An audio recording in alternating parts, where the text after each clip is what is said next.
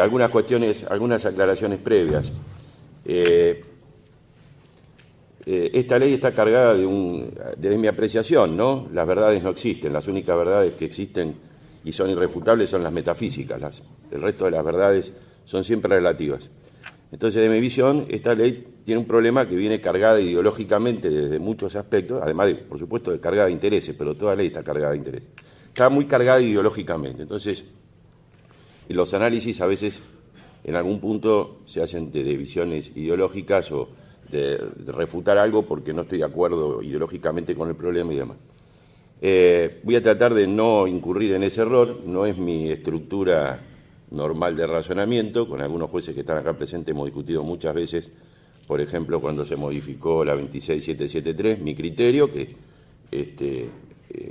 no compartía el criterio de la mayoría, incluso con Carlos lo hemos discutido el tema en Rosario.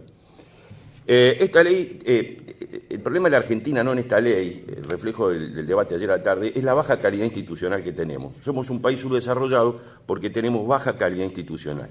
Y la baja calidad institucional viene de algo que plantea Bobbio en Estado, Gobierno y Sociedad, desde la posición, digamos, de centroizquierda europea, y Popper en La ciudad abierta y sus enemigos, de una visión liberal estadounidense, que es el bajo nivel de transacción de las reglas jurídicas. El mundo jurídico argentino es un mundo de imposición. Como ahora tengo el poder, te impongo lo que yo quiero, lo que me parece, no escucho a nadie y hago lo que creo que tengo que hacer. Un ejemplo fue esta ley. Yo sé que no puedo emitir cuestiones políticas, pero después de la elección de medio término, la gobernadora dijo en una entrevista periodística, el lunes, ni bien tengamos mayoría en la legislatura, aprobamos la ley. Eso es baja calidad institucional. ¿Por qué? Porque esa decisión es de los legisladores, no del Ejecutivo Provincial. Eso es baja calidad institucional. Voy a tratar de hacer desde por qué yo creo que la ley de adhesión, y me voy a circunscribir pura y exclusivamente a la ley de adhesión, es inconstitucional. Voy a dejar las inconstitucionalidades de 27348, si es que las hay, para otras exposiciones que creo que lo van a abordar. Me voy a circunscribir a esto. Primero, definir qué es el procedimiento que se ha establecido. A pesar que el artículo primero lo diga, no es una instancia administrativa previa, de ninguna manera. Es un sistema de determinación excluyente en sede administrativa del daño del trabajador. Esto no es una instancia administrativa previa, porque si fuera una instancia administrativa previa sería un requisito de la acción. Podríamos discutir si en el marco de la Constitución provincial puede haber un requisito de la acción para poder acceder a la justicia, como podría ser, por ejemplo, el SECLO, que sería un requisito de la acción. No es el caso. Este es un sistema excluyente de determinación del daño en sede administrativa, con control judicial. A partir de ahí, a pesar de que el artículo primero dice eso, porque la 27348 tiene varios errores de redacción, pero fíjense lo que dice el artículo cuarto de la 27348, el segundo párrafo. La adhesión precedentemente referida importará, y acá está el punto, la delegación expresa a la jurisdicción administrativa nacional de la totalidad de las competencias necesarias para dar cumplimiento a lo establecido en los artículos 1, 2 y 3 del presente y al primer apartado del artículo 46 de la 24557. Lo que se está haciendo es transferir la competencia de la justicia provincial a una justicia, a un órgano administrativo nacional. Es decir, hay transferencia de competencia, de manera tal que, a diferencia de muchos fallos que he visto, y suelo discrepar usualmente, me parece que no hay que repetir Castillo, no hay que repetir ninguno de esos precedentes porque no tiene nada que ver. Acá el problema es el 116 de la Constitución. ¿Por qué? Porque el 116 de la Constitución es lo que establece la transferencia, o el artículo que permite transferir de la justicia provincial a la justicia federal determinado tipo de competencia. Y el único instrumento jurídico donde se puede hacer una transferencia de competencia de la justicia provincial, que es la justicia natural de cualquier poblador de la República Argentina. Somos un país federal, no somos un país unitario. No es el Estado federal el que delega en las provincias, sino que es la provincia la que delega en el Estado federal, aunque a veces parece que en lo cotidiano hemos perdido de vista esto. La única herramienta jurídica donde se puede producir esta transferencia o esta delegación de competencia del Estado provincial al Estado nacional es la Constitución Nacional. No lo puede hacer, como leí algún artículo, las constituciones provinciales y, por supuesto, mucho menos lo puede hacer la legislatura. De manera que, en mi opinión, más allá después, si la 27348 cumple con Estrada, tenemos un primer problema. Claro, que afecta una garantía o ni siquiera una garantía, el funcionamiento de las instituciones en la República Argentina. Y es que las provincias, lo que no delegaron en el Estado federal, en la Constitución federal, se lo reservan. Las legislaturas provinciales no tienen facultad para hacer esta delegación. Parece que este punto es lo que hace insalvable la ley de adhesión. Lo que la hace insalvable aplicando Banco Comercial de Finanzas de la Corte Federal, en cuanto a que yo, aun cuando, como bien decían recién, no me hayan planteado la inconstitucionalidad, tengo la necesidad de abordarla. ¿Por qué? Porque ¿qué dijo la Corte Federal en Banco Comercial de Finanzas? Que es un expediente que tramitó la provincia de Buenos Aires, tenía un fallo de la Corte de la provincia de Buenos Aires y la Corte Federal se lo revocó. Dijo, señores, si una norma no está dictada conforme las reglas previstas en la Constitución, no es norma jurídica. Ayer citaban a Kelsen. No reúne el requisito de validez de las reglas jurídicas si adherimos a las teorías kelsenianas. De manera tal que no es norma jurídica, usted no la puede aplicar. Y como la única manera que usted tiene para no aplicar una norma jurídica es decretar su inconstitucionalidad, usted tiene la obligación de decretar la inconstitucionalidad de la regla porque usted esa norma jurídica no la puede aplicar. De manera tal que aun cuando no se hubiese planteado en un expediente la inconstitucionalidad de la regla, estoy obligado a resolver esa inconstitucionalidad. En el departamento judicial donde estamos tuvimos un pequeño debate, aunque parezca a veces soy flexible, yo pensaba que la declaración de inconstitucionalidad no requería traslado, porque en la Corte hay jurisprudencia en cuanto a que la bilateralidad en estos casos se suple con el recurso extraordinario, los fundamentos del recurso extraordinario de aquella parte que se viese perjudicada por la resolución judicial, con lo cual la bilateralidad estaba salvada. El resto de los colegas estaban con dudas y llegamos a una transacción entre nosotros para darle certeza al abogado y que no se enloquezca que en un lado hacen una cosa, en el otro lado hacen otra cosa, corremos traslado de los planteos de inconstitucionalidad para resolverlos previamente. Porque digo, esto no es un problema de competencia, esto es un problema de falta de acción. Entonces, si no hay acción, yo no puedo correr el traslado de la demanda, pues si yo corro el traslado de la demanda, digo que hay acción. Entonces, lo que yo tengo que hacer es resolver previamente si hay acción o no hay acción. Todavía estamos, se darán cuenta que yo tengo posición tomada, todavía en mi tribunal estamos dando vuelta porque los muchachos primero tenían una idea, pero me parece que de tanto escucharme a mí están por modificar la idea. Bueno, a este primer error constitucional, segundo, la ley dice que habría que fijar normas de adecuación procesal. ¿Por qué? Dos temas. Primero, el sistema genera un mamarracho porque a un órgano de carácter federal es recurrido ante un órgano de carácter provincial. Son dos pirámides jurídicas distintas. Otra vez la Constitución, bien, gracias, anda por ahí.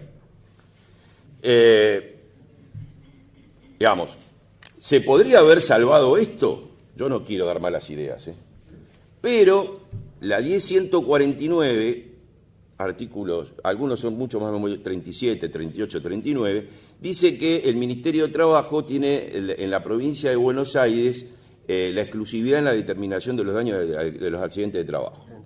38. Todo este argumento se me cae si el Estado provincial hubiera actuado inteligentemente y hubiera hecho en el marco del 125, primer párrafo de la Constitución, un acuerdo con el Estado federal, y el Estado federal hubiera dicho, a ver, lo voy a decir de una manera grosera, no técnica, le hubiera alquilado las comisiones médicas para que ejecuten la 10.149, porque ahí el argumento de que yo estoy haciendo como órgano de apelación de un órgano federal no va, y tampoco toda la argumentación que acabo de hacer sobre el 116 se caería porque no habría transferencia del Estado provincial al Estado federal. Con independencia de esto, no tenemos regla de adecuación porque no sabemos qué norma procesal tenemos que aplicar. Ahí hay un lío bárbaro. Yo creo que se puede aplicar el 57 de la 11653, porque hasta si uno mira cómo se instruyen el recurso de apelación en sede administrativa cuando nosotros actuamos como apelación, es igual que la resolución 298. El expediente en principio nos llegaría igual. Entonces, si habría alguna observación para el artículo 57, también lo tendríamos que hacer en el caso de que actuamos como revisores de las sanciones que aplica el Ministerio de Trabajo. Entonces, ahí tengo una regla que puede ser. La otra, la posibilidad de establecer un procedimiento posterior, como por ejemplo hicieron en el resto de las provincias que adhirieron, encabezadas por Córdoba. Ya estuvimos en Córdoba y le dijimos que también eso es inconstitucional, porque una ley provincial no puede modificar una ley nacional. Artículo 31 de la Constitución Nacional. Yo no puedo, vía reglamentación o vía adhesión, modificar con una ley provincial una ley nacional, porque la ley nacional no prevé que haya un juicio posterior. Y además, por más que esto esté, digamos, imbuido de una enorme espirituosidad en favor del trabajador, si yo fuese abogado, que lo fui durante 15 años, y tengo un cliente, y después de pasar por la comisión médica, tengo que hacer un juicio posterior, le digo, flaco, agarremos lo que está porque estamos en el horno. Porque primero pasamos una y ahora, querido, nos espera. Entonces el trabajador agarra lo que está en la mano, con todos los problemas que hay en el área de accidentes de trabajo, porque no tenemos peritos, es tétrico la situación. No hay lugares donde hacer los exámenes médicos. Yo le quise hacer una denuncia al intendente de mi departamento judicial porque en los hospitales públicos de ellos tienen una ordenanza que dice que no hacen atención a personas que no vivan en el municipio. Y yo digo, un momentito, es una orden judicial, no es una demanda espontánea. Yo le quería hacer una demanda por incumplimiento de deberes de funcionario público, pero el resto de los colegas me dijeron, pará, loco, porque se nos va a complicar. Aflojá porque esto va a terminar mal. Bien, estos son, digamos, en 15 minutos, a grandes rasgos, los problemas que evidentemente nos plantea la ley. Nos plantea, como digo, por un lado un problema de inconstitucionalidad, pero además, porque lo que es inconstitucional es que yo obligue al trabajador, esto es un aspecto que me parece a veces no se debate, y que tiene que ver con el segundo aspecto que yo planteé. Lo que es inconstitucional es que al trabajador lo obliguen a hacer. Ahora, si él va espontáneamente, por supuesto que no podemos estar en su mente para saber por qué lo hizo, pero si él se presenta y hace el trámite espontáneamente, ahí, Houston, tenemos un problema, porque todo lo que dije ya no va. ¿Por qué? Porque hay una decisión voluntaria de la persona de no acceder de manera directa a la justicia y realizar el trámite administrativo. Y no podemos ir a la inversa y decir que está obligado a hacer la acción judicial. No es así. Eso es una facultad que tiene el ciudadano de ir a los tribunales de justicia, y también el Estado le puede dar en sus órganos administrativos una vía de solución administrativa, y él tiene el derecho, la libertad sagrada de elegir dónde quiere ir. Por lo tanto, en ese punto, la segunda parte que planteé, también tenemos un problema. ¿Por qué? Porque no tenemos claro qué hacemos si el sujeto se presenta voluntariamente y hace el trámite ante la comisión administrativa. Y, por ejemplo, cosas que están pasando. Hay abogados que se presentan y plantean el recurso directamente en mesa general de entrada e inician una acción como vía recursiva.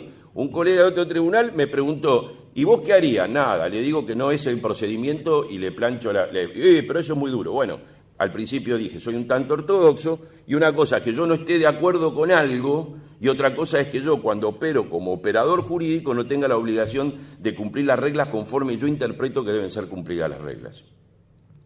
Digamos, estos son los planteos principales. Digo, 2 o 3 avisos parroquiales. No sigamos repitiendo que los médicos se van a expedirse sobre cuestiones jurídicas porque, digamos, último inciso del artículo 21 de la 24.557, reglamentado por la resolución 1475 y por la resolución 899 de noviembre del año pasado, que ahí se dieron cuenta en la Superintendencia de Riesgo de que el secretario técnico legal no estaba delimitada sus funciones. Entonces ahí le han delimitado sus funciones.